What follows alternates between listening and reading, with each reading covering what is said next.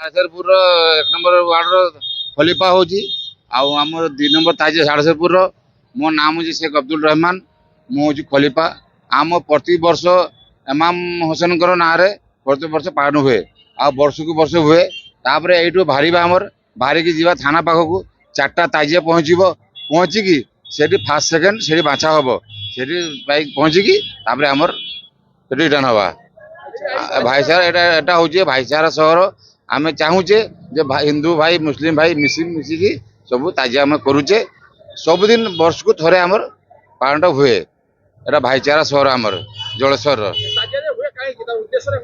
ଆମର ଇମାମ ହୁସେନ ଯିଏ ଅଛନ୍ତି ତାଙ୍କରି ପାଇଁ ଏ ତାଜିଆଟା ହୁଏ, ପ୍ରତିବର୍ଷକୁ ହୁଏ।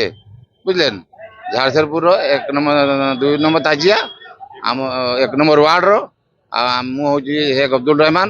ଝାରସୁଗୁଡାର ମୋ ଖଲିଫା।